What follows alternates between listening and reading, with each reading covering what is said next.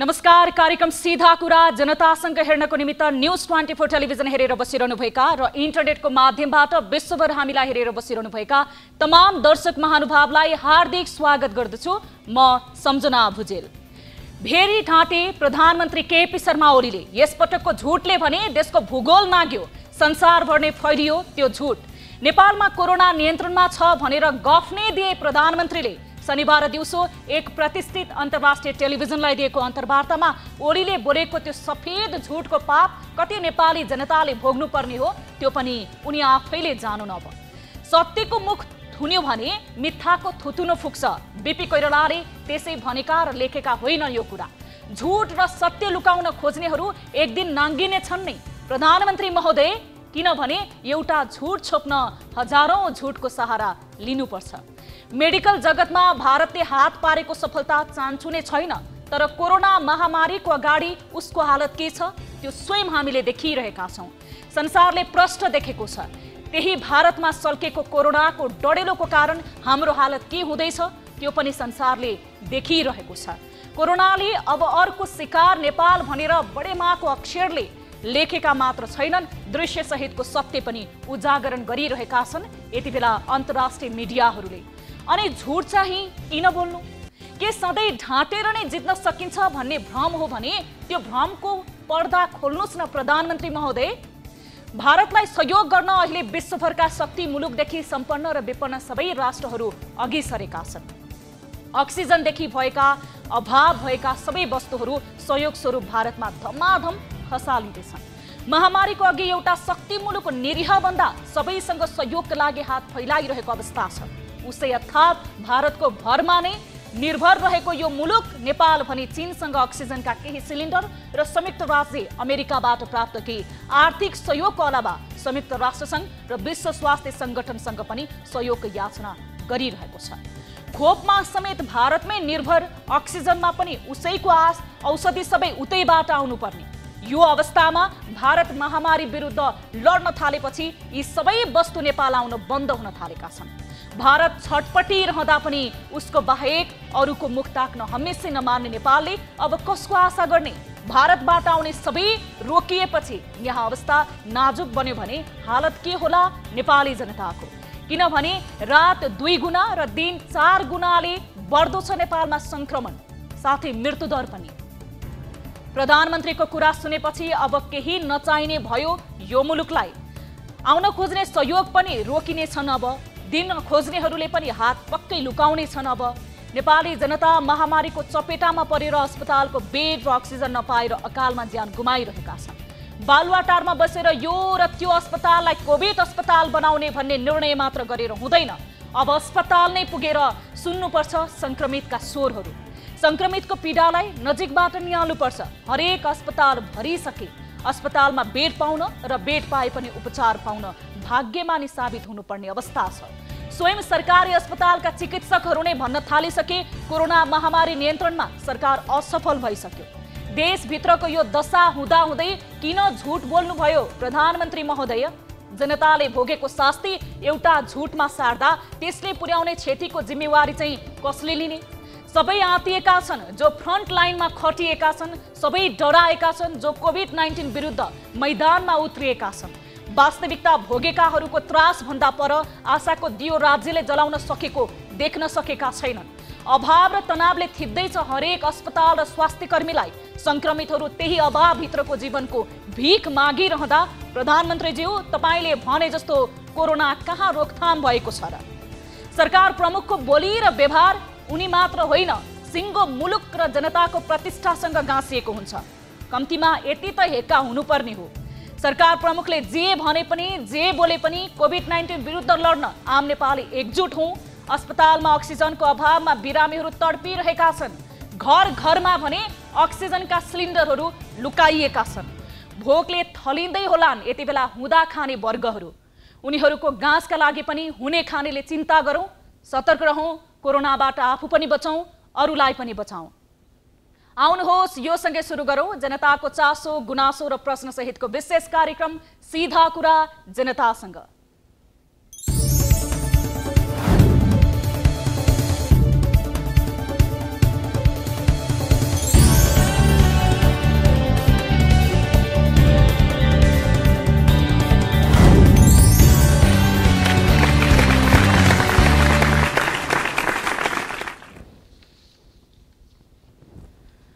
दर्शक महानुभाव, स्वागत छ कार्यक्रम सीधा कुरा जनतासँगमा। आज पनि हामीले कार्यक्रममा विशेष गरी पछिल्लो श्रृङ्खलामा जस्तै कोभिड-19 विरुद्धको यो जनचेतनामूलक कार्यक्रम र केही जानकारीमूलक हामीले सन्देशहरू दिने गरी हाम्रा रिपोर्टहरू समावेश गरेका छौं र सम्बन्धित निकायका र यतिबेला स्वास्थ्य कर्मीहरू जसले यो कोभिड-19 को विरुद्ध अग्रपंक्तिमा खटेर काम गरिरहेका छन् उहाँहरूको केही जानकारीमूलक सन्देश पनि कार्यक्रममा समावेश गरिरहेका छौं।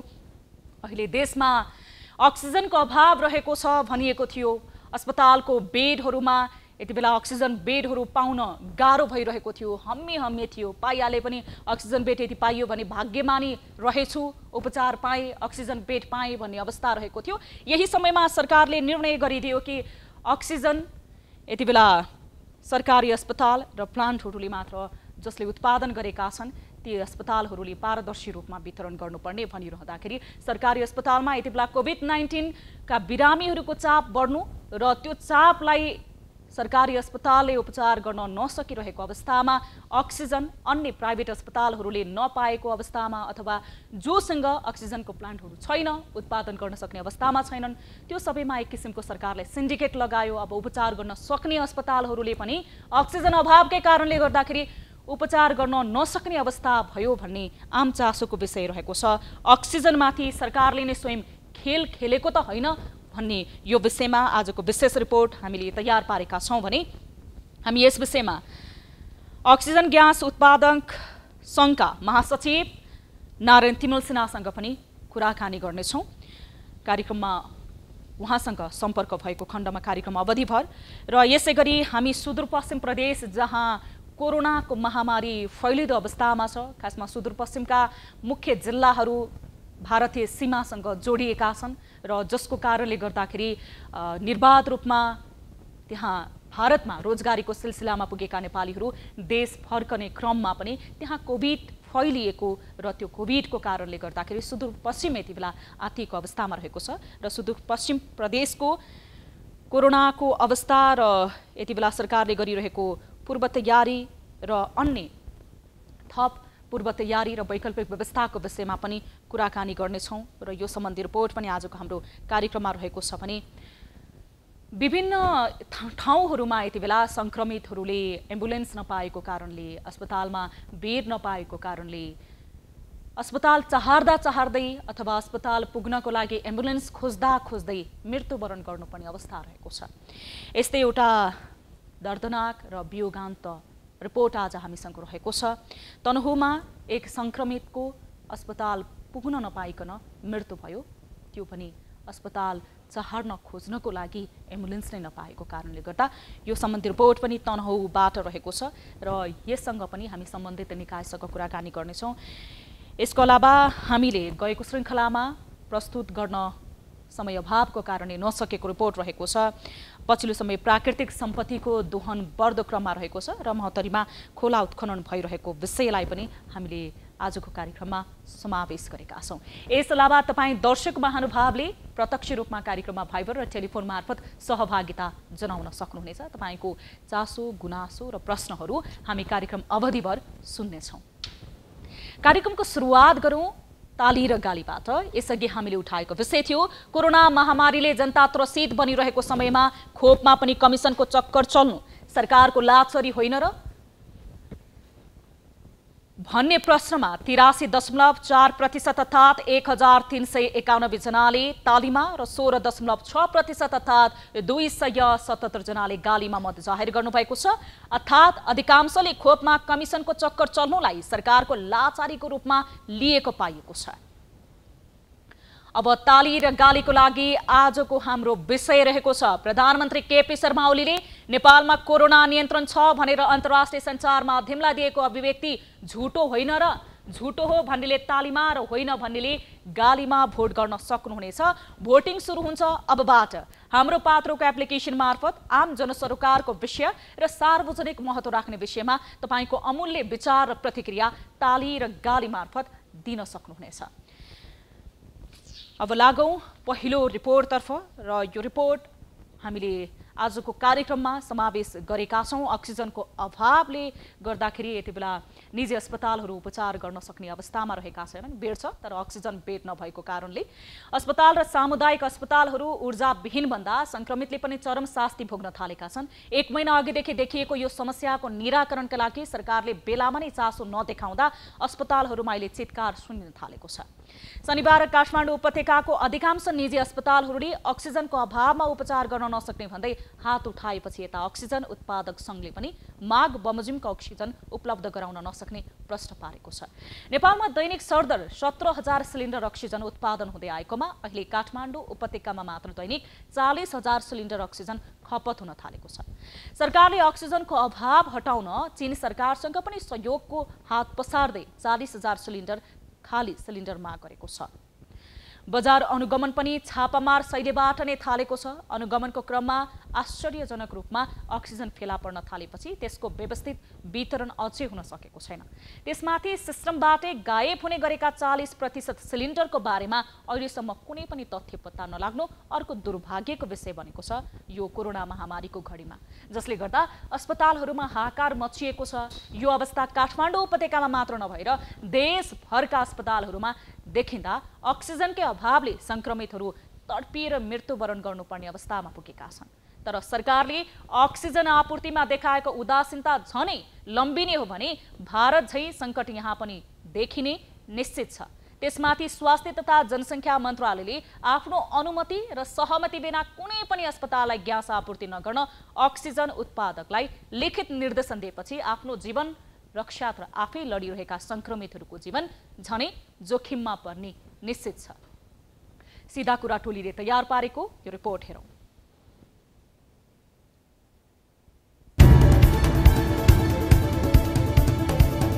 अक्सिजनको हाहाकार, काठमाडौँ उपत्यकाका 18 अस्पताल उपचार गर्न असमर्थ। आइतबार काठमाडौँ उपत्यकाका 18 निजी अस्पतालहरूले विज्ञप्ति नै जारी गरेर अक्सिजनको अभावमा थप बिरामीको उपचार गर्न असमर्थ रहेको जानकारी सार्वजनिक रूपमा नै गराए। अस्पतालमा बेडहरू प्रशस्त रहेको तर अक्सिजनको अभावले कुनै पनि संक्रमितको उपचार गर्न सक्ने अवस्था नरहेको निजी अस्पतालहरूको भनाइ छ। अस्पताल पुगेका संक्रमितहरू पनि धमाधम अक्सिजनको अभावमा फर्काइन थालेपछि उपचारको अवस्था नै कोल्याप्स हुने डर उपत्यकामा बढ्दो छ। वास्तवमा अब चाहिँ हामी बिमारी बचाउन नसक्ने भइयो। फ्याक्ट्रीको मिसिन बिग्रेको छ। अब के गर्न सकिन्छ?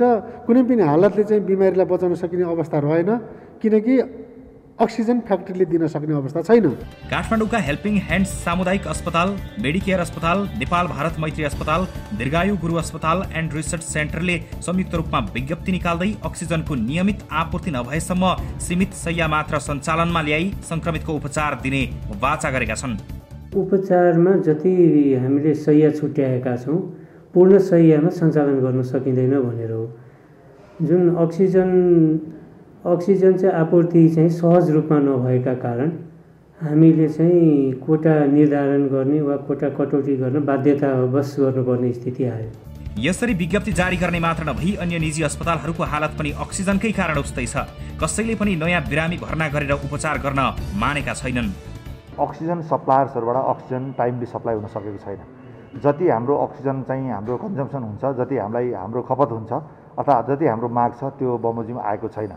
अहिले हामीलाई चाहिँ तपाईँको चाहिँ हामीले आइसियुमा भएका बिरामीहरू, भेन्टिलेटरमा भएका बिरामी, हाई फ्लोमा भएका बिरामी, एचडियुमा चाहिँ तपाईँको अक्सिजन सप्लाई गरेर अक्सिजन दिइरहेका बिरामीहरूलाई हामीलाई चाहिँ एकदमै गाह्रो भएको छ र हामीले हिजोदेखि नै हामीले चाहिँ बिरामीहरू लिन छोडेका छौँ।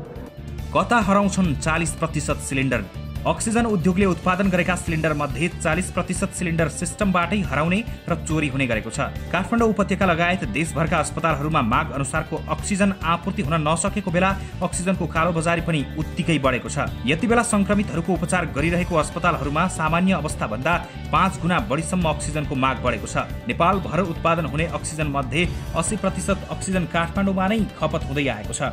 कालोबजारीसँगै हुने खाने र पहुँचवालाहरूको मात्र नभई विभिन्न राजनीतिक दलका नेताहरूको घर घरमा समेत अक्सिजन सिलिन्डर लुकाइएको अनुमान गरिएको छ, जसको कारण सिस्टमबाट हराएको अक्सिजन सिलिन्डर फेला पर्न नसकेको जनस्वास्थ्यविदहरूको तर्क छ। लुकाइएका अक्सिजन सिलिन्डर धमाधम बरामद। अस्पतालहरूमा अक्सिजनको अभाव भएको गुनासो बढेपछि सरकारले गोप्य रूपमा निगरानी बढाउन थालेको छ। उद्योगहरूले उत्पादन गरेका अक्सिजनका सिलिन्डर ठूलो संख्यामा सिमेन्ट, छट, स्टिल उद्योगमा थन्किएकाले पनि बजारमा अक्सिजनको अभाव भएको अक्सिजन उद्यमीहरूले दावी गरेका छन्। छापा मारेको पहिलो दिन नै गत बुधबार काठमाडौँ उपत्यकामा 600 बढी सिलिन्डर भेटिएको थियो। यो क्रम देशभरका विभिन्न शहरमा कायम राख्दा प्रदेश 2 मा स्वास्थ्य प्रयोजन बाहेक अरू काममा प्रयोग हुँदै आएको अक्सिजन सहितको 132 सिलिन्डर र खाली सिलिन्डर 568 वटा गरी 700 वटा अक्सिजन सिलिन्डर बरामद भएको छ। धेरै स्थानमा ठूलो परिमाणमा अक्सिजन सिलिन्डर भेटिए पनि त्यसको समुचित व्यवस्थापन नहुँदा बरामद भएका अक्सिजनको पनि सदुपयोग हुन सकेको छैन। सीसीएमसीमा अक्सिजन उत्पादक उद्योगी कोरोना संक्रमितहरूको संख्या भत्तै बढेकाले अस्पतालहरूमा 5 गुणा बढीसम्म अक्सिजनको माग बढेको नेपाल अक्सिजन उत्पादक संघको भनाइ छ। संघमा आबद्ध अक्सिजन उद्योगहरूले दैनिक स्तरदर 17,000 सिलिन्डर अक्सिजन उत्पादन गर्छन्, तर हाल दैनिक उपत्यकामा मात्र 40,000 सिलिन्डर अक्सिजनको माग छ। उपत्यकाको सिभिल, पाटन, केएमसी, मेडिसिटी, अल्का, ओम, ह्याम्स अस्पतालहरूमा हरेक दिन अक्सिजनको माग अत्याधिक रूपमा बढ्दो छ। आइतबार कोभिड-19 संकट व्यवस्थापन केन्द्रमा अक्सिजन उत्पादक उद्योगी बीच भएको लामो छलफलमा उद्योगीहरूले काठमाडौँको माग भान्न सक्ने अवस्था नरहेको जवाफ दिएका छन्। अक्सिजन उत्पादन गर्ने क्षमता भए पनि सिलिन्डरको अभावमा चाहे जति अक्सिजन उत्पादन गर्न नसकेको दावी पनि उद्योगीको छ। स्वास्थ्य मन्त्रालयले थप्यो आगोमाथि घिउ। अक्सिजन अभावले उपचार नै गर्न नसक्ने अवस्थामा पुगेका निजी अस्पतालहरूको लागि शनिबार स्वास्थ्य तथा जनसङ्ख्या मन्त्रालयले जारी गरेको सूचना झनै घातक बन्न पुग्यो। मन्त्रालयले सूचना सार्वजनिक गर्दै आफ्नो अनुमति र सहमति बिना कुनै पनि अस्पताललाई अक्सिजन उपलब्ध नगराउन भन्दै सूचना जारी गरेपछि अभावको पीडाको आगोमा घिउ थपे सरह भएको निजी अस्पतालहरूले जनाएका छन्। मन्त्रालयको यो सूचना तथा निर्णयले कोरोना संक्रमणको लडाईँ स्वयं लडिरहेका संक्रमितहरूको स्वास्थ्य झनै जोखिममा पर्ने पनि स्वास्थ्यविदहरूको तर्क छ। दर्शक महानुभाव, हामी यस विषयमा थप कुराकानी गर्न गइरहेका छौँ। यति बेला हामीसँग अक्सिजन ग्यास उत्पादक संघका महासचिव नारायण तिमल सिन्हा प्रत्यक्ष सम्पर्कमा जोडिनु भएको छ। हामी उहाँसँग कुराकानी गर्नेछौँ। महासचिवज्यू, स्वागत छ यहाँलाई कार्यक्रम सीधा कुरा जनतासँगमा। अब यति बेला अक्सिजनको अभाव भएको भनेर निजी अस्पतालहरूले नै बताइरहेका छन्। स्वास्थ्य मन्त्रालयले तपाईहरूलाई निर्देशन नै दिएको छ। यो अवस्थामा अक्सिजन अभाव नै भएको हो, तपाईहरू कतिको जिम्मेवारी हुनुहुन्छ अक्सिजन उत्पादक संघ चाहिँ? हामी समग्र देशको परिस्थिति हेर्दा हाम्रो जुन उत्पादन र बजारको माग अर्थातै असन्तुलित अवस्थामा अगाडि बढेको देखिन्छ। आज 2-3 दिनको टाइम अवस्थामा सिलिन्डरको जुन बजारमा अभाव भयो भन्ने जानकारी हामीलाई पनि प्राप्त भएको हो।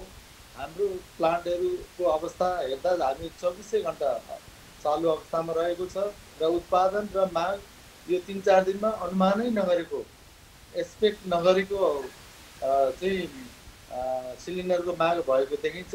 त्यसकारणले हाम्रो उत्पादन र अस्पतालमा भएका बिरामीहरूको आवश्यकता परिपूर्ति गर्नको निमित्त चाहिँ हामीलाई अलिक कठिन भएको देखिन्छ।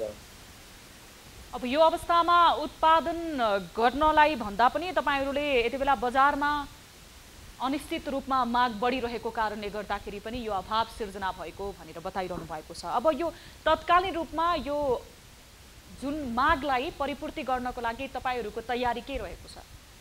हामीले हाम्रा भइरहेका साधन स्रोतलाई अधिकतम रूपमा प्रयोग गरी 24 घण्टा हामीले प्लान्टलाई अपरेसन गरिरहेको अवस्था छ र यसरी सञ्चालन गरी उत्पादन गरेका हाम्रा सिलिन्डरहरू बजारको मागलाई ठेक्नै नसक्ने खालको डिमान्ड बढेको छ।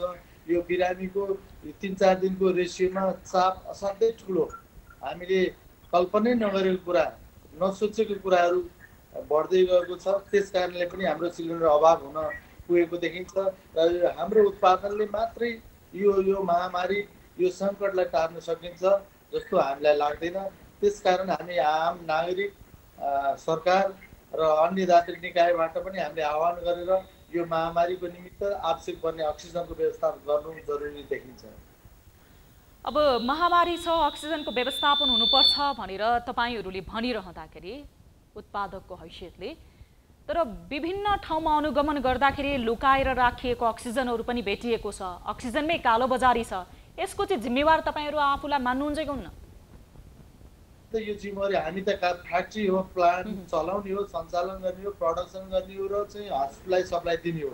यदि कसैले घरमा गएर स्टोर गरेर राख्छ, हस्पिटलले स्टोर गरेर राख्छ भने प्रशासनले त्यसको निगरानी राख्ने हो र के प्रयोजनलाई राखिएको हो, किन त्यसो गरिएको हो र अहिले मानव जगतलाई परेको सङ्कट टार्नको निमित्त आवश्यक पर्ने यो प्राणवायु छ, यो प्राणवायुलाई चाहिँ मानवीय बचाउको लागि प्रयोग गर्नुपर्छ भन्ने सन्देश सूचना जारी गरी त्यो अवैध रूपमा राख्ने एउटा कालोबजारी गर्ने मान्छेलाई तत्काल रूपमा कारवाही गरी त्यसको त्यो अक्सिजनलाई हस्पिटलमा पुर्याई बिरामीको लागि प्रयोग गर्नु जरुरी छ। हजुर, अब जस्तो अस्पताललाई ग्यास आपूर्ति नगर्न उत्पादकहरूलाई चाहिँ अब लिखित रूपमा स्वास्थ्य तथा जनसङ्ख्या मन्त्रालयले आफ्नो अनुमति बिना, सहमति बिना कुनै पनि अस्पताललाई ग्यास आपूर्ति नगर्न निर्देशन दिएको छ। यो निर्देशनको कारणले गर्दाखेरि जो प्राइभेट अस्पतालहरूमा उपचार गराइरहेका छन् ती बिरामीहरूको जीवनप्रति सरकारले अलिक गैर जिम्मेवारपूर्ण निर्णय गर्यो भन्ने लाग्छ कि लाग्दैन तपाईँहरूलाई? प्रणालीमा सरकारले असाध्यै संवेदनशील भएर यो समानुपातिक वितरणमा लानुपर्छ। किनभने कोही अक्सिजन नपाएर मर्ने, कोही ठाउँ सिलिन्डर स्टक रहने, अक्सिजन स्टक रहने त्यो अवस्था नभओस् र वितरण प्रणालीलाई व्यवस्थित ढङ्गले लैजानुपर्छ भन्ने हाम्रो पनि जोडदार माग रहेको छ। त्यस्तै गरी हामीलाई 25 गते यो स्वास्थ्य मन्त्रालयको परिपत्र अनुसार स्वास्थ्य मन्त्रालयको अनुमति बिना अक्सिजन वितरण गर्न नपाउने भन्ने निर्देशन जारी भएको देखिन्छ भने आजको सिसिएमसीको निर्देशन फेरि सिसिएमसीको निगरानीबाट वितरण गर्ने भन्ने परिपत्र प्राप्त भएको बाहिर आएको देखिन्छ र आधिकारिक रूपमा यसै गरी वितरण गर्ने हो र यो ठाउँ अभाव छ, यो ठाउँ बढी उत्पादन छ र यसलाई जरुरी कहाँ हो भन्ने हामीलाई गाइडलाइन निर्देशन र चाहिँ यसो वितरणको प्रणाली के हुने अहिलेसम्म पनि खुलेर आइसकेको अवस्था छैन। हामी पनि अन्यलमा छौँ। जनताहरूले हाम्रा फ्याक्ट्रीहरू घेरेका छन्, हातमा सिलिन्डर बोकेका छन्। एउटा सिलिन्डर दिनुहोस् न हजुर, हाम्रो प्राण बचाइदिनुहोस् भनेर छातीमा हात राखिराखिकन चाहिँ बिरामीहरू हाम्रो उद्योगमा आइरहनु भएको छ। हामीले उहाँहरूको चित्कार सुन्दा पनि हामीलाई काली लागिरहेको छ। अब यो अवस्था रहिरहने हो भने हामीले यसलाई सम्बोधन गर्न सक्दैनौँ, यसको समाधान गर्न सक्दैनौँ र सबै क्षेत्र लागेर यो महामारीलाई साथ दिनुपर्छ, समर्थन जुट्नुपर्छ र यो अभावलाई चाहिँ टार्नुपर्छ भन्ने हाम्रो भनाइरहेको छ। अब सिसिएमसीको जुन निर्णयले त्यो छलफलमा चाहिँ तपाईँहरूलाई अब उत्पादन र आपूर्ति बढाउनलाई निर्देशन दिएको हो? हामीलाई थोरै टाइममा, छोटो टाइममा यसरी आजको भोलि नै तपाईँहरू उत्पादन बढाउनुहोस्, आज नै तपाईँले यति ग्यास दिनुपर्छ भनेर चाहिँ त्यो कुनै हालतले सम्भावना नभएको कुरा हो। किनभने यसका पूर्वाधार छन्, यसका टेक्नोलोजी छन्, यसका सिस्टम छन्। केही समय तयारी गरेर तपाईँहरू कुन अवस्था हुनुहुन्छ, कहाँ हुनुहुन्छ, अब होसियारी हुनुपर्छ भन्ने पनि हामीलाई छोटो समयमा जानकारी आयो। केही समय अगाडिदेखि नै विज्ञहरूले अनुमान गरिरहेको अवस्था थियो। किनभने देशमा, इन्डियामा, अन्य देशहरूमा पनि यो लहर अलिकति पछाडि पनि बढेको अवस्था थियो भने नेपालमा नि यो सम्भावना छ। त्यस कारणले हामीले पूर्व तयारी गर्नुपर्छ भन्ने कुराहरू हामीमा न पहिलो यो जुन कोरोनाको लहरमा कुनै जानकारी थिएन। दोस्रोमा भर्खर हामीलाई जानकारी भएको भने झन्डै 10-15 दिनको भयो। 10-15 दिनभित्रमा त हामी यो तयारी गर्न सक्दैनौँ। न हामीसँग स्टक छ, न हाम्रो पूर्वाधार छ, न प्रडक्सनको लागि हामी अर्को छुट्टै खालको परिवर्तन गरेर उत्पादन बढाउन सक्छौँ। जब डिमान्ड बढिसकेपछि त उत्पादन बढेन भने डिमान्ड त पुरा हुन सक्दैन। भनेपछि सरकारले निर्देशन दियो, तपाईँहरूसँग छलफल गर्ने समय एकदमै छोटो रह्यो। यही टाइममा चाहिँ जसरी हुन्छ उत्पादन बढाउनुहोस् भनेर निर्देशन दिने सरकारले समन्वयन गरेन। यसभन्दा अगाडि औपचारिक रूपमा तपाईँहरूसँग कुनै पनि छलफल गरेन, होइन त? त्यति ठुलो खालको छलफल हामीले चाहिँ भनौँ न, म सहभागी भएको कार्यक्रमहरूमा मैले बेलैमा भनेको थिएँ यो परिस्थिति दयनीय छ। हामीसँग पर्याप्त मात्रामा अक्सिजन भए तापनि हामीलाई न स्टोरेज छ, न सिलिन्डर छ, न व्यवस्थित छ। र बजारमा रहेका सिलिन्डर जब लास्ट आवरमा सङ्कलन गरियो असाध्यै राम्रो काम हो, सराहनीय काम हो। तर त्यो अलिकति अगाडि तयारी हुनुपर्थ्यो, व्यवस्थित गर्नुपर्थ्यो। त्यो चिजहरूमा चाहिँ असाध्यै ढिला भएको थियो। त्यो ढिला हुनुको परिणाम आज 4-5 दिनको दिन हामीले थिच्नै नसक्ने सम्हाल्नै नसक्ने परिस्थिति आइसकेको छ। मैले उद्योग सचिवज्यूलाई पनि आग्रह गरेको छु र डाक्टर साहबहरूसँग मैले छलफलमा चलाइरहेको छु र यस्तै परिस्थिति रहने हो भने हामीले भयावह स्थिति बेहोर्नुपर्छ र तयारीको अवस्था अलिकति कम भयो, होसियारी कम भयो। जब होसियारी कम हुनुको परिणाम हो यो। सरकारको पूर्व तयारी र सरकारले अक्सिजन उत्पादक जो तपाईहरु हुनुहुन्छ, तपाईहरुसँग पूर्व तयारीको लागि अलि अगाडि नै भनिदिएको भएदेखि नि कम्तीमा अक्सिजन उत्पादन मौजातमा गर्नुहुन्थ्यो। अहिले कस्तो यो अक्सिजनको अभाव सिर्जना हुँदैन थियो भनेर तपाईहरुले बताउनु भएको। यदि तपाईहरु आफैले पनि सरकारसँग कोअर्डिनेट गर्न चाहिँ खोज्नु भयो कि भएन? हामीलाई किनभने 1 वर्ष लकडाउन गरिएको अवस्थामा सिलिन्डरको माग त्यस्तो थिएन र हामीले के महसुस गर्यौं भने बिरामी कुन रेसियोमा छन् र अक्सिजन कुन अवस्थामा बिरामीले युज गरेको छ र कति उद्योगीले प्रयोग गरेका छन् भन्ने पनि हामीले त्यो आकलन गर्न नसक्नुको कारण चाहिँ हामी सरकारसँग पहल गरेर सङ्कट बढ्दैछ, अक्सिजनको डिमान्ड बढ्छ भन्ने विषय हाम्रो ध्यान गएन। हामी प्रडक्सन गर्ने निकाय भएकाले हामी प्रडक्सन गरेर मार्केटिङ गऱ्यौँ र अभाव अघिल्लो समय थिएन। यो कोरोनाको महामारी असाध्यै यो पटक यो दोस्रो लहर बढेको र इन्डियाको सूचनाले सरकार बिउजिएको हामीले महसुस गऱ्यौँ र अहिले सरकारले बजारमा छरिएर रहेका सिलिन्डर सङ्कलन गर्ने क्रम 2 महिना अगाडि मात्रै गरेर सम्बन्धित फ्याक्ट्रीमा बुझाइदिएको थियो भने फ्याक्ट्रीले भरेर ग्यास भरेर स्टक राख्न सक्थ्यो। त्यो स्टक राख्ने अवस्था भएन। अहिले सिलिन्डर सङ्कलन भयो तर त्यो सिलिन्डर सङ्कलन भएको सिलिन्डर कम्पनीमा नफर्काएर हस्पिटललाई वितरण गरिएको अवस्था छ। वास्तवमा हस्पिटलमा त सिलिन्डर स्टक गर्ने त होइन, त्यो त फ्याक्ट्रीमा गर्नुपर्ने थियो। फ्याक्ट्रीमा प्रोडक्सन गरेर फिलिङ गरेर हस्पिटललाई चाहिँ भरि सिलिन्डर पठाउनु पर्थ्यो। तर अहिले पाटन हस्पिटल भयो, अहिले मैले भक्तपुर हस्पिटल सुन्छु, अरू हस्पिटल पनि मैले मेरो सुन्नमा आएको छ कि अहिले विभिन्न कम्पनीका सिलिन्डर उठाइएर हस्पिटललाई वितरण गरिएको देखिन्छ। त्यस कारणले यो चिजले पनि अझ हामीले अनिवार्यता सिर्जना गरेको अवस्था रहेको छ। अब यति धेरै समस्याको बावजुद पनि हाम्रो पूर्व तयारी फितलो भएको अवस्थामा पनि आम मानिसहरू जो यति बेला अक्सिजनबाट तडपिरहेका छन्, तपाईँ आफैले स्वयं स्वीकार्नुभयो एउटा अक्सिजन मिलाइदिनुस् न अथवा एउटा अक्सिजन हामीलाई पुर्याइदिनुस् न भनेर त्यसरी हार गुहार गरिरहेका छन्। अब यो समस्या नै रहन्छ। यसको समाधानको लागि तपाईहरुको तर्फबाट सरकारसँग समन्वयन गर्नको लागि चाहिँ के कस्तो भूमिका रहन्छ? असाध्यै प्रयास गरिरहेको छौँ। हामी 24 घण्टा यो इन्डस्ट्रीमा रहेका छौँ। हामी एकदम सेन्सिटिभ ढङ्गले तयारी छौँ। हामी कुनै पनि घडीमा पछि हटेको छैन। हाम्रो जिम्मेवारी हामी वहन गर्न तयार छौँ, किनभने हाम्रो इन्डस्ट्रीलाई रनिङ गराउनको निमित्त कुनै बाधा नआओस् भन्ने हामीले सम्बन्धित निकायसँग आग्रह गरेका छौँ। विद्युतमा, पानीमा र अरू टेक्निकल कुराहरूमा र हाम्रा रोकिएका पार्ट्सहरूमा हामीले आग्रह गरेका छौँ। त्यो कुरा तपाईँलाई अभाव हुन दिँदैनौँ भन्ने हामीलाई जानकारी प्राप्त भएको छ। तर हामीले जति उहाँहरूको एउटा आश्वासन अलिकति पूर्व तयारी भएर केही समय अगाडि मात्रै पाइएको भने हामी यसलाई पूर्ण रूपले साथ दिएर हामी अगाडि जान सक्थ्यौँ। अब तयारी कम भयो, होसियारी कम भयो र समय हामीलाई छोटो भयो। त्यो कारणले गर्दा चाहिँ यो चितकार महामारी चाहिँ अझ ठुलो अवस्था बढ्ने सम्भावना देखिन्छ। हस्, समय र जानकारीको लागि धेरै धेरै धन्यवाद महासचिवज्यू। हस्, धन्यवाद यहाँहरूलाई पनि र यहाँहरूको टेलिभिजन परिवारलाई पनि। हस्, यति बेला हामीसँग जोडिनु भएको थियो अक्सिजन ग्यास उत्पादक सङ्घका महासचिव नारायण तिमल सिन्हा र सरकारले अक्सिजन उत्पादक सङ्घसँग पूर्व तयारीको रूपमा छलफल गरिदिएको भएदेखि यति बेला अक्सिजनको अभाव हुँदैन थियो। हामीले पनि आफ्नो कर्तव्य सम्झेर अक्सिजन उत्पादनमा जोड दिन्थ्यौँ, तर सरकारको तर्फबाट एकदमै समन्वयन अभाव भयो। त्यसकारणले गर्दा यो महामारीमा अक्सिजनको अभाव अझै हामीले बेहोर्नुपर्ने सम्भावना रहेको छ भनेर बताउँदै हुनुहुन्थ्यो। कार्यक्रम सीधा कुरा जनतासँगमा एकैछिन छोटो ब्रेक हेर्दै रहनुहोला न्युज 24 टेलिभिजन।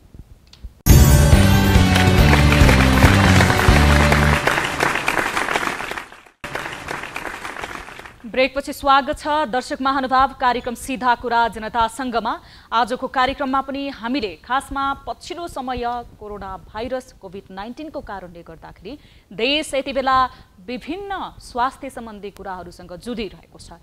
महामारी सँगसँगै अस्पतालमा बेडहरू छैनन्, एम्बुलेन्सहरू छैनन् अस्पतालमा उपचार गर्नलाई पुग्नको लागि भने यति बेला अक्सिजनको पनि कृत्रिम अभाव सिर्जना भएको छ र हामीले केही अगाडि मात्र प्रसारण गरेका थियौँ एउटा रिपोर्ट जहाँ अक्सिजन उत्पादक सङ्घहरूले बताइरहेका छन् सरकारले स्वास्थ्य तथा जनसङ्ख्या मन्त्रालयले हामीलाई अक्सिजन उत्पादन गर्नको लागि निर्णय त गरेको छ अथवा उत्पादन गर्नलाई जोड दिएको छ, तर सरकारले हामीलाई केही समय अगाडि समय नै भएको बेलामा सम्मेलन गरिदिएको भएदेखि सम्भवतः अहिले अक्सिजनको लागि यो जुन अभाव भोगिरहेका छन् आम मानिसहरू जसले उपचार गर्न नपाएको कारणले गर्दाखेरि मृत्युवरण गर्नु परेको छ अक्सिजनकै कारणले गर्दा, ती व्यक्तिहरूको लागि हामी अक्सिजन उत्पादन गर्न सक्थ्यौँ, तर सरकारको पूर्व तयारी फितलो रह्यो र सरकार सम्मेलन गर्नको लागि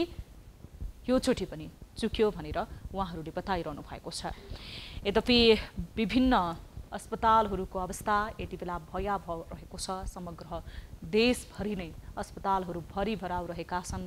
यदि कोरोना लाग्दैमा कुनै पनि मानिसको मृत्यु हुँदैन अथवा उसको मृत्युवरण हुँदैन, तर कोरोना लागिसके पछाडि उपचारमा जब अभाव हुन्छ त्यस पछाडि चाहिँ यहाँ कोरोना लागेर भन्दा पनि उपचार नपाएर मृत्युवरण गर्नेको सङ्ख्या बढिरहेको छ। चाहे त्यो हाम्रो छिमेकी देश भारतलाई जहाँ यति बेला कोरोना महामारी यसरी फैलिएको छ जसले गर्दा विश्व नै डराउनु पर्ने अवस्थामा पुगेको छ, त्यही नजिरलाई हेर्ने हो भने पनि कोरोनाको कारणले भन्दा पनि उपचार नपाएको कारणले मानिसहरू मृत्युवरण गरिरहेका छन् र सरकार चनाखो नहुँदा सरकारले आफ्ना नागरिकहरूको स्वास्थ्यप्रति संवेदनशीलता नदेखाउँदाखेरि विभिन्न औषधि मेडिसिन चाहिने अत्यावश्यक अक्सिजन जस्ता विभिन्न कुराहरूको अभाव भइरहेको छ। हामी कोरोनासँग सम्बन्धित रहेरै सुदूरपश्चिम प्रदेशको अर्को एउटा रिपोर्ट पनि प्रसारण गर्न गइरहेका छौँ। कोरोना महामारीको कारण सङ्कटमा फँसेको छ यति बेला देश। नेपालबाट सबैभन्दा बढी सुदूरपश्चिम प्रदेशका बासिन्दाहरू रोजगारीको लागि भारतको उर्वर भूमि मान्दै आएका छन्। धेरै मानिसहरू सुदूरपश्चिमका विभिन्न जिल्लाका मानिसहरू भारतसँग नै निर्भर रहेका छन् रोजगारीको लागि। भारतमा कोरोना संक्रमणको कहाली सुरु हुने बित्तिकै ठूलो संख्यामा सुदूरपश्चिमवासी घर फर्किए। नाकामा रहेको फितलो परीक्षण व्यवस्थापनका कारण धेरै संक्रमण बोकेर गाउँ पुगे, जसको कारण सुदूरपश्चिमको गाउँ-गाउँसम्म कोरोनाको सवार भइसकेको छ। तर संक्रमित थपिए अनुरूप अस्पतालहरूमा आवश्यकता व्यवस्था, संक्रमितहरूको अस्पताल बाहिर नै पिडी र भुइँ र त्रिपाल टाँगेर बनाइएको अस्थायी उपचार केन्द्रमा उपचार गराइरहनु परेको छ भने अक्सिजनको अभाव पनि चुलिएको छ, जसको कारण संक्रमितले अकालमा मृत्युवरण गर्नु परेको छ। यो महामारीका बीच सुदूरपश्चिम प्रदेश सरकार कहाँ छ? जनताले कुनै भेउ र सन्देश समेत पाउन सकेका छन्। त्यसमाथि सुदूरपश्चिम प्रदेश सरकारका अधिकांश मन्त्रीहरूले यही समयमा आएर आफ्नो मोबाइल नम्बर पनि परिवर्तन गरिरहँदा उनीहरूबाट उपचारको आशा गरेका जनता थप निराश बन्न विवश छन्। कैलालीबाट हाम्रा टिभी जर्नलिस्ट सुशील ढुङ्गानाले पठाएको यो रिपोर्ट हेरौँ। अस्पतालहरूमा बेड र अक्सिजनको चरम अभाव। सुदूरपश्चिम प्रदेशमा कोरोना भाइरसको संक्रमणले दिनानुदिन विकराल रूप लिन थालेपछि अस्पतालहरूमा बेड र अक्सिजनको चरम अभाव देखिएको छ। महामारीका कारण बिरामीको संख्यामा अत्याधिक वृद्धि हुँदा अभाव जताततै देखिएको छ, जसले गर्दा संक्रमितहरूले समयमा उपचार नपाउने र अकालमा मृत्यु हुने परिस्थिति देखिएको छ। सुदूरपश्चिममा देखिएको पछिल्लो अवस्थालाई विज्ञहरूले नयाँ स्वास्थ्य संकटका रूपमा समेत चित्रण गरेका छन्। यस्तै सुदूरपश्चिममा दोस्रो चरणको कोरोना कहालीले भयावह अवस्था निम्ति आएको छ। संक्रमित संख्या बढेसँगै अस्पतालहरूमा अक्सिजन र बेड अभाव हुँदा बिरामीले खुला आकाशमुनि नै उपचार गराउन बाध्य छन्। यहाँ बेड नपाएर तल भुइँमा बस्नुपर्ने अवस्था। अब यो सरकारले गर्न नसकेका पहल हो कि अब सकि लापरवाही गरे हो कि? कोरोना संक्रमित दर उकालो लागेसँगै कैलालीमा कोरोनाबाट मृत्यु हुनेको संख्या पनि बढ्दै गएको छ। यस्तै प्रदेशको अस्थायी राजधानी धनगढीको सेती प्रादेशिक अस्पतालमा अक्सिजन र बेड अभावमा कोरोना संक्रमितहरूले छटपटाउनु पर्ने अवस्था छ। पेसेन्टहरू बढी भएको हुनाले हो कि अर्थात् अब सामग्री नै कमी भएको हुनाले हो। अभाव चाहिँ अभाव नै छ, किनभने ग्यालेरीमा सुतिरहेको मान्छे छन्, बाटोमा सुतिरहेछन्। हामी पनि हिजोदेखि आएको लगभग अहिले भर्खर बेड पायौँ। अभावमा प्रदेश सरकार कहाँ हरायो? कोरोना संक्रमणले भयावह अवस्था सिर्जना गरेका बेला प्रदेश सरकारले भने अक्सिजन आपूर्ति र बेड व्यवस्थापनमा अझै सक्रियता देखाएको छैन। व्यवस्थापनमा सरकारले मुख्य भूमिका निर्वाह गर्नुपर्ने समयमा सरकार बेखबर झैं बनेको स्थानीयको गुनासो छ। यस्तै विभिन्न अस्पतालमा अक्सिजन र बेड अभावले अत्यन्तै शास्ति बढाएको हुँदा पनि प्रदेश सरकारको ध्यान नजाँदा स्थानीयवासी चिन्तित बनेका छन्। धेरै हस्पिटलहरुमा चाहिँ यो अक्सिजनको अभाव भएको मैले चाहिँ पाएको छु र यसमा स्पष्ट रूपमा प्रदेश सरकारले के गरिदिनु पर्यो भने कमसे कम अक्सिजनको चाहिँ व्यवस्थापन गरिदिनु पर्यो र बिरामीहरूको चाहिँ ट्रिटमेन्ट एकदम लापरवाही नभइकन जुन किसिमले चाहिँ रात दिन खटेर भए पनि उहाँहरूको चाहिँ केयर गर्न पर्यो र औषधि उपचार चाहिँ ट्रिटमेन्ट गर्नुपर्छ। अहिले कोरोनाले देश नै आक्रान्त बनेका बेला सरकारको बेवास्ताका कारण जनता बेड र अक्सिजनको अभावको शिकार बनिरहेका छन्। अहिले चाहिँ अक्सिजनको धेरै अभाव, चरम अभाव भइसकेको छ। अक्सिजन सबैलाई चाहिने, जति पनि आउँछन् सासको बढी समस्या, अक्सिजन सबैलाई चाहिने। अहिले चाहिँ अक्सिजन सिद्धियो भनेर हामीले डाक्टर साहबलाई भन्दा आउँछ मात्रै भन्छन्, तर 12 घण्टा 14 घण्टा हुँदासम्म पनि पुग्दैन अक्सिजन। सुदूरपश्चिमका नागरिक अक्सिजनको अभावमा सास फेर्न नपाएर मरिरहेका छन्, तर प्रदेशका मन्त्रीहरू भने केमा व्यस्त छन् कसैले थाहा पाउन सकेका छैनन्। प्रदेश सरकारका मन्त्रीहरूले मोबाइल नम्बर नै परिवर्तन गरे।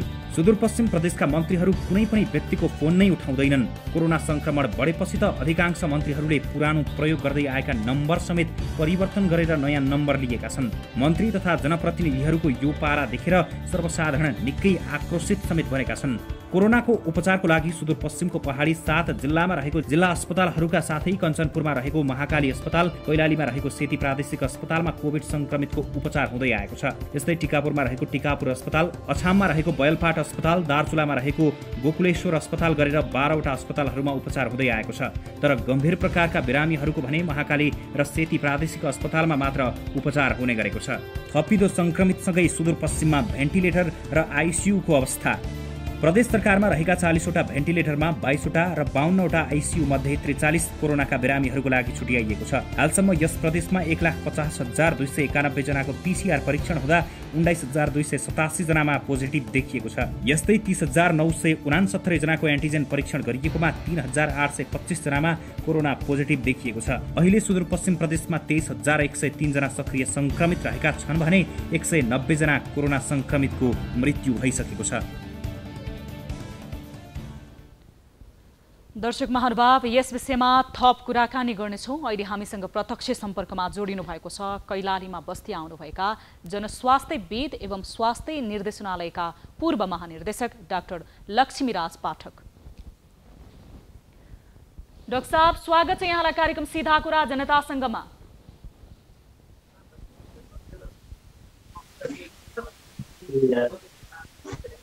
डाक्टर साहब, सुनिरहनु भएको छ मेरो आवाज? सुदूरपश्चिम प्रदेशमा कोरोना संक्रमितको अवस्था भयावह बन्दै गएको छ र यो विषयमा हामी कुराकानी गर्न गइरहेका छौँ एकजना स्वास्थ्यविद जो सुदूरपश्चिम प्रदेशमा हुनुहुन्छ। उहाँसँग कुराकानी गर्ने प्रयास हामीले गरिरहेका छौँ। डाक्टर लक्ष्मीराज पाठक जो जनस्वास्थ्यविद एवं स्वास्थ्य निर्देशनालयका पूर्व महानिर्देशक समेत हुनुहुन्छ। डाक्टर साहब, स्वागत छ यहाँलाई कार्यक्रम सीधा कुरा जनतासँगमा।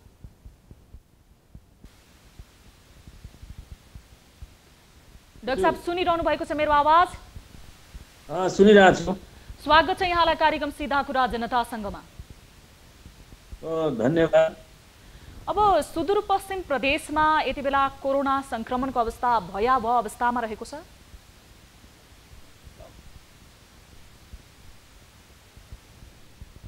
तपाईँहरूको आवाज आएको छैन। हजुर, सुन्दै हुनुहुन्छ मेरो आवाज? अहिले सुनियो, बिचमा रोकिया थियो। हजुर, अब जस्तो सुदूरपश्चिम प्रदेशमा कोरोना महामारीको अवस्था अहिले कस्तो छ? अहिले सुदूरपश्चिममा भयावह छ, भयावह परिस्थिति छ। अब भारतसँग लागेका बोर्डरहरूमा सिमानामा चाहिँ सिमानाबाट हरेक दिन जस्तो सयौँ मानिसहरू नेपालीहरू नेपाल प्रवेश गरिरहेको अवस्था छ। त्यसलाई चाहिँ व्यवस्थापन गर्न नसकेर अहिले चाहिँ अब हामीले विभिन्न खबरहरूमा पनि सुनिरहेका छौँ त्यहाँको कोभिड-19 को संक्रमण बढिरहेको अवस्था छ र यो समुदाय स्तरमै पुगेको भन्ने भान हुन्छ। डाक्टर साहब, अब कोरोना महामारीको भयावह अवस्था हुँदाखेरि त्यहाँनिर प्रदेश सरकारको, स्थानीय सरकारको सक्रियता, पूर्व तयारी चाहिँ कस्तो पाउनु भएको छ? अब अहिले पहिलो वेभमा जुन संक्रमण भयो त्यसबाट हामीले धेरै पाठ सिक्न सक्यौँ। त्यसलाई चाहिँ आधार मानेर रणनीतिक रूपमा हामीले पूर्व तयारी गर्नुपर्ने हुन्थ्यो। सरकार पुरै चुकेको छ, विशेष प्रदेश सरकार यो पूर्व तयारी गरेरै यस्तो अवस्था आएको हो भनेर भन्न सकिन्छ। पूर्व तयारी फितलो भएको कारणले, पूर्व तयारी गर्न नसकेको कारणले नै यो भयावह अवस्था सिर्जना भएको। तयारी व्यवस्थापनका लागि हुनुपर्ने तयारीहरू नभएको हुनाले नै यो समस्या चाहिँ जटिल बन्दै गएको छ। अब यो समस्या जटिल अवस्थामा बढ्दै गएको छ। हजुर, समस्या जटिल अवस्थामा रहिरहँदाखेरि, पूर्व तयारी नगरेकै कारणले गर्दाखेरि त्यहाँ संक्रमितहरूको अवस्था बढिरहेको छ। अब अस्पतालहरूमा बेड नहोला, अक्सिजनको अभाव होला, मेडिसिनको अभाव होला। त्यस पछाडि जो स्वास्थ्य कर्मीहरू फ्रन्टलाइनमा खटेर काम गरेका छन् ती स्वास्थ्य कर्मीहरूलाई नि जुन स्वास्थ्य सम्बन्धी मापदण्ड र सुरक्षा सामग्रीको पनि अभाव होला। यो अभावहरूलाई समन्वयन गर्नको लागि वैकल्पिक व्यवस्था केही गर्नको लागि सरकारले तपाईहरू जस्तो विज्ञहरूसँग केही छलफल गरेका छ? प्रदेश सरकार, स्थानीय सरकार अथवा केन्द्र सरकारकै समन्वयनमा? प्रदेश सरकारमा हामीले म लगायतका केही व्यक्तिहरूले त्यहाँ एउटा कोरोनाको रणनीति बनाएको छ। अब त्यो रणनीति अनुरूपको काम कार्यान्वयन भइदिएको भए सायद यो अवस्था आउने थिएन होला। जस्तै हामीले संक्रमण रोक्नका लागि केही पाइलाहरू चाल्नुपर्ने थियो। जस्तो कि बोर्डर एरियामा र गौरीबन्टा एरियामा, बोर्डर एरियामा, सिमानामा, हाम्रो सिमानामै 4वटा बिन्दु राखेर हामीले व्यवस्थापन गर्नुपर्छ भनेर भनेका थियौँ। त्यहाँबाट भारतबाट आउने नेपालीहरूका लागि होल्डिङ सेन्टर त्यही बनाउने, त्यहाँ चाहिँ टेम्परेचर लिने, एन्टिजेन टेस्ट गर्ने र संक्रमण भइसकेकाहरूको लागि त्यहाँ होल्डिङ सेन्टरमा केही राखेर व्यवस्थापन गर्न अरू पठाउने। दोस्रो चाहिँ एन्टिजेन पोजिटिभ भएकाहरूलाई चाहिँ त्यहाँ क्वारेन्टाइन आइसोलेसन बेडको व्यवस्था गर्ने र त्यहीबाट एन्टिजेन नेगेटिभ भएकाहरूलाई छैनलाई चाहिँ सिधै बसमा आफ्नो जिल्लामा पठाइदिनु पर्ने। यी कुराहरू त्यहाँ लेखिएको छ। तर त्यसको व्यवस्थापन हुन सकेन। बोर्डरमा सिधै आवत जावत भइरहेको अवस्था छ। हजुर, यति बेला प्राविधिक कारणले गर्दाखेरि यहाँको आवाज हामीले स्पष्ट रूपमा सुनिरहेका छैनौँ। यसले गर्दाखेरि के भयो भने टेम्परेचर चाहिँ नापिरहेछ। टेम्परेचर नापेर मात्रै हुँदैन, यो सबैको टेम्परेचर आफ्नो सक्ने अवस्था छैन। जो अगाडि आयो त्यसकोमा टेम्परेचर नापिन्छ, अरू चाहिँ साइडमा गएर सबै आफ्नो गन्तव्यतिर जाने गर्दछन्। यसरी गाउँ गाउँमा पुगेका नेपालीहरूले संक्रमण भइरहेको अवस्था छ। एउटा त्यो भयो। अरू कुरा चाहिँ संक्रमण लुकाएका पनि छन्। टेस्ट नगर्ने र कोरोनाका लक्षण, संक्रमणका लक्षण, सङ्क्रमित भइसकेपछिका लक्षणहरू हुँदै पनि टेस्ट नगराउने, अरूलाई नभन्ने, बाहिर छुटिने, त्यसले गर्दाखेरि समुदायमा यो झन्झन वृहत रूपमा अगाडि बढिरहेछ।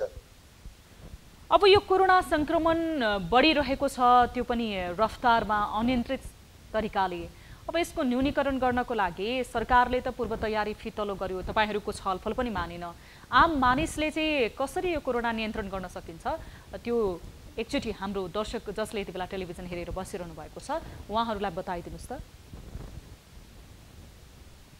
अब यसको एउटा त संक्रमणलाई हामीले संक्रमितहरूको खोजी गर्नुपर्ने हो। त्यो पनि अहिले हुन सकिरहेको अवस्था छैन। जो आफै यो पिस्ताउन आउनु भएको छ उहाँहरूको मात्रै हामीले तथ्याङ्क हेरिरहेका सुनिरहेका छौँ। त्यसले योभन्दा धेरै नै बढीमा सङ्क्रमितहरू गाउँ गाउँमा बसेको अवस्था छ। एक अब आएका व्यक्तिहरूका बारेमा अहिले हामीले सुनिरहेका छौँ हाम्रो पूर्व तयारी नभएरै होला यतिसम्म सङ्क्रमित आउन सक्छन् भन्ने एउटा प्रोजेक्सन हुन्छ। त्यो हुँदै पनि यो आइसोलेसन वार्ड व्यवस्था नभएको, अक्सिजनको व्यवस्था नभएको, भेन्टिलेटरको पर्याप्त मात्रामा भेन्टिलेटर राख्नुपर्ने थियो, त्यसको व्यवस्था नभएको हुनाले आजको दुर्दशा आज छ। हजुर, समय र जानकारीको लागि धेरै धेरै धन्यवाद डाक्टर साहब। धन्यवाद धन्यवाद। यति बेला हामीसँग जोडिनु भएको थियो जनस्वास्थ्यविद एवं स्वास्थ्य निर्देशनालयका पूर्व महानिर्देशक डाक्टर लक्ष्मीराज पाठक, जो यति बेला सुदूरपश्चिम प्रदेशमा हुनुहुन्छ। भारतीय जुन सीमासँग नाका जोडिएको जिल्लाहरू सुदूरपश्चिममा भएको कारणले गर्दाखेरि पनि सुदूरपश्चिममा यति बेला कोरोना संक्रमितको दर दिनानुदिन बढिरहेको छ। तर प्रदेश सरकार, स्थानीय सरकार र केन्द्रीय सरकारकै यो कोरोना संक्रमण नियन्त्रणको लागि भने समन्वय चाहिँ एकदमै कम भएको, पूर्व तयारी चाहिँ फितलो भएको उहाँले बताउँदै हुनुहुन्थ्यो। अब लागौँ अर्को रिपोर्टतर्फ। चिकित्सकहरूको लापरवाहीले संक्रमितको ज्यान जाने जस्तो घटना पुनः दोहोरिन थालेको छ। संक्रमित भएर अस्पताल पुग्दा छिछि र दुर्दुरको सामना गर्नु परेको गुनासो गर्दै आएका संक्रमितहरू अधिकांशको अस्पताल बसाई वास्तवमा नै सुखद छैन। तर जस्तोसुकै अवस्थामा पनि जोखिम मलेर काम गर्दै आएका फ्रन्टलाइनर स्वास्थ्य कर्मीहरूको बारेमा गुनासो उठ्दा झट्ट पत्याइहाल्ने अवस्था नआए पनि यस्ता घटना छिट्टोफुट्टो रूपमा भने घट्न थालेका छन्। यस्तै व्यवहार भोग्दा तनहुँमा एक संक्रमितले उपचारको क्रममा ज्यान गुमाएका छन्। तनहुँबाट हाम्रा टिभी जर्नलिस्ट सबिन लामिछानेले पठाएको रिपोर्ट हेरौँ।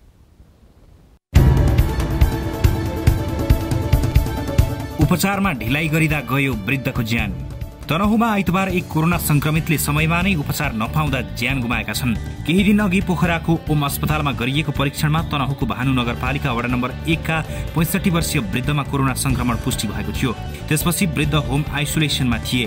आइतबार सास फेर्न गाह्रो भएपछि उनलाई दमौली अस्पताल लगिएको थियो। तर अस्पतालले उपचारमा ढिलाइ गरेपछि एम्बुलेन्समै संक्रमित वृद्धको ज्यान गएको मृतकका आफन्तले बताएका छन्। कोरोना संक्रमणको बेला पूर्व तयारी नगरी अस्पतालमा चिकित्सक बस्नु लापरवाही रहेको उनीहरूको आरोप छ। 11 बजे बिहान 7-8 बजेबाट एम्बुलेन्स खोजेर 10 बजे यहाँ हस्पिटलमा पठाउँदाखेरि 11, 12, 1, 2 गते मान्छेको डेथ भयो भने 4 घण्टासम्म यिनीहरूले के हेरे? कागज पत्र खोज्नु पर्यो रे, लुगा लाउने और सिडिओ खोज्ने, के खोज्ने? कमसेकम मान्छेलाई अक्सिजन दिएर बचाइराखे भयो, अरू के खोज्ने हो? हामी जे खोज भनेर खोज्थ्यौं। अस्पताल परिसर र जिल्ला प्रशासन कार्यालय अगाडि आफन्तको नाराबाजी। भेन्टिलेटर सहित रहेको अस्पतालमा संक्रमितलाई राख्न आग्रह गर्दा पनि बिरामी लिन नमानेको गुनासो उनीहरूको छ। शनिबार राति संक्रमित राख्न आग्रह गर्दा राख्न नमानेपछि आफन्तले मृतकलाई घर लगेका थिए। 2 दिन मात्रै भनिने राख्दैन भन्दा 2 दिनको कुरा हैन, एकछिनको कुरा पनि हुँदैन, 2 दिनको कुरा हैन, एकछिनको कुरा पनि हुँदैन। तपाईँ जानुहोस्, घरमै सुरक्षा गरेर बस्नुहोस्। यस्ता मान्छे कति आउँछन्, सबैले राखेर साथै हाम्रो यहाँ ठाउँै छैन, बेडै बनाएर छैन भनेर भन्नु। लो जानुहोस् भने जब 4-500 को दबाई भिडा यो खानु भनेर टाढाबाट यसो हेरेर मलाई पठाइदियो। मैले बिमारलाई लिएर गएँ। संक्रमितले समयमा नै उपचार नपाएर मृत्यु भएपछि आफन्तले अस्पताल परिसर र जिल्ला प्रशासन कार्यालय अगाडि नाराबाजी गरेका थिए। नेपाली सेनाले हिन्दू परम्परा अनुसार संक्रमितको दमौलीमै अन्त्येष्टि गरेको छ। दर्शक महानुभाव, यस विषयमा हामी थप कुराकानी पनि गर्नेछौँ। जिल्ला प्रशासन कार्यालय तनहुँका प्रमुख जिल्लाधिकारी सागर आचार्यसँग उहाँ हाम्रो टेलिफोन सम्पर्कमा जोडिनु भएको छ। सिडिओ साहब, स्वागत छ यहाँलाई कार्यक्रम सीधा कुरा जनतासँगमा। हामीले सिडिओ साहबसँग टेलिफोन सम्पर्क गरिरहेका छौँ। यति बेला फ्रन्ट लाइनमा खटेर काम गर्ने स्वास्थ्य कर्मीहरूको आफ्नै किसिमको दुखेसो रहेको छ, आफ्नै किसिमको गुनासो रहेको छ। आफ्नो ज्यान भन्दा पनि माथि रहेर सेवाको भावनाले संक्रमितहरूको सेवा गरिरहनु भएको छ, उपचारमा खटिरहनु भएको छ। तर कतिपय अवस्थामा जस्तो अहिले तनहुँको यो घटनालाई हेर्दाखेरि उपचारमा जुन स्वास्थ्य कर्मीहरूले समयमा ध्यान नदिँदाखेरि संक्रमितले 4 घण्टासम्म अस्पतालमा तडपिएर बसेर मृत्युवरण गर्नुपरेको एउटा दुःखद रिपोर्ट हामीले प्रसारण गर्यौं। यो विषयमा हामी सम्बन्धित व्यक्तिसँग कुराकानी गर्न गइरहेका थियौं। उहाँलाई हामीले सिडिओ साहबलाई निरन्तर टेलिफोन सम्पर्क गरिरहेका छौं। अहिलेको समयमा कुनै घटनाहरू, खासमा अब यो घटनामा स्वास्थ्य कर्मीहरूको लापरवाहीको कारणले हो कि अथवा अस्पताल व्यवस्थापन र अस्पताल प्रशासनले समयमा त्यहाँ बिरामीका आफन्तसँग समन्वय नगर्दाखेरि हो कि यो विषयमा हामीले बुझ्ने प्रयास गर्नेछौँ। सिडिओ साहबलाई टेलिफोन सम्पर्क गर्ने प्रयास यति बेला हामी गरिरहेका छौँ। दमौलीमा एक बिरामी जो कोभिडबाट सङ्क्रमित थिए, ती बिरामी अस्पताल पुगेर 4 घण्टासम्म छटपटाए र अन्ततः उनी मृत्युको मुखमा पुगे र मृत्युवरण गर्न विवश भए। यो सम्बन्धी रिपोर्ट हामीले प्रसारण गर्यौं र सम्बन्धित व्यक्तिसँग हामीले कुराकानी गर्ने प्रयास गरिरहेका छौं। सिडिओ साहब हुनुहुन्छ जो दमौलीका, उहाँसँग तनहुँका प्रमुख जिल्लाधिकारी, उहाँसँग हामीले निरन्तर टेलिफोन सम्पर्क गर्ने प्रयास गरिरहेका छौं। पछिल्लो समय जुन सम्मानजनक रूपमा स्वास्थ्य कर्मीहरूले काम गरिरहेको अवस्थामा पनि संक्रमितको उपचार नपाइकन मृत्युवरण गर्नुपरेको यो सत्य कुरालाई पनि हामीले प्रसारण गरिरहेका छौं। हामीले लगातार टेलिफोन सम्पर्क गरेका छौं। उहाँ यद्यपि सम्पर्कमा आउनु भएको छैन। यो लापरवाही हो अथवा यो घटना कसरी भयो, उपचारमा आउने जुन व्यक्तिले उपचार नपाउनु पर्ने अवस्था कसरी सिर्जना भयो भन्ने विषयमा हामीले कुराकानी गर्न खोजिरहेका थियौं। केही समय अगाडि हामीले प्रसारण गरेका थियौं रिपोर्ट। एक व्यक्ति जसले एम्बुलेन्स नै नपाइकन, रूपन्देहीका एक कोभिड संक्रमित व्यक्तिले एम्बुलेन्स नपाउँदाखेरि ट्र्याक्टरमा उनलाई हालेर अस्पतालसम्म पुर्याउने क्रममा मृत्यु भएको थियो। अहिले कोरोना संक्रमण यसरी बढिरहेको छ। तपाईँ अस्पताल जान खोज्नुभयो, जटिल रूपमा तपाईँ संक्रमणले बिरामी हुनुभयो भने अस्पतालसम्म जानको लागि एम्बुलेन्सहरूको अभाव छ, सवारी साधनको अभाव छ र अस्पताल पुगे पछाडि बेडको अभाव छ। विभिन्न अस्पतालहरूको बेड यति बेला भरिएका छन् र अस्पताल पुगिसके पछाडि पनि तपाईलाई औषधि उपचार र अक्सिजनको पनि अभाव सिर्जना भएको छ। त्यसकारणले पनि हामीले बारम्बार तपाईहरुलाई हाम्रो समाचार बुलेटिन र कार्यक्रम मार्फत अनुरोध गरिरहेका छौं, कृपया काम नपरिकन तपाई घरबाट ननिस्कनुहोस्। यो महामारीको समयमा अरूले भोगेको दुःख र अरूले भोगेको यो संक्रमणको छटपटीबाट केही पाठ सिक्नुहोस्, आफू पनि बच्नुहोस् र तपाईले आफ्नो परिवार, आफ्नो नजिकका आफन्तहरूलाई पनि बचाउनुहोस्। यही अनुरोध गर्दै कार्यक्रम सीधा कुरा जनतासँगको निर्धारित समय सकिएको छ। थप न्यूजका लागि हाम्रो वेबसाइट www.news24nepal.com हेर्न नभुल्नुहोला। कुनै पनि समस्यामा रहनु भएको छ भने हाम्रो टोल फ्री नम्बरहरू तपाईहरुको लागि 24 घण्टा खुल्ला रहेको छ। हाम्रो नम्बरमा तपाईहरुले फोन गर्न सक्नुहुनेछ। 9801572424 980111 72424 मा तपाईहरुले सम्पर्क गर्न सक्नुहुनेछ भने 9884073011 मा पनि सम्पर्क गर्न सक्नुहुनेछ। साथै हाम्रो अफिसियल फेसबुक पेज, युट्युब र त्यसैगरी भाइबर र व्हाट्सएपबाट तपाई इन्टरनेटको पहुँचमा हुनुहुन्छ भने हामीसँग जोडिन सक्नुहुनेछ। कार्यक्रम सीधा कुरा जनतासँगबाट म सम्झना भुजेल बिदा माग्दछु। हेर्दै रहनुहोला न्यूज 24 टेलिभिजन। हामी निरन्तर न्यूजमा छौं। नमस्ते।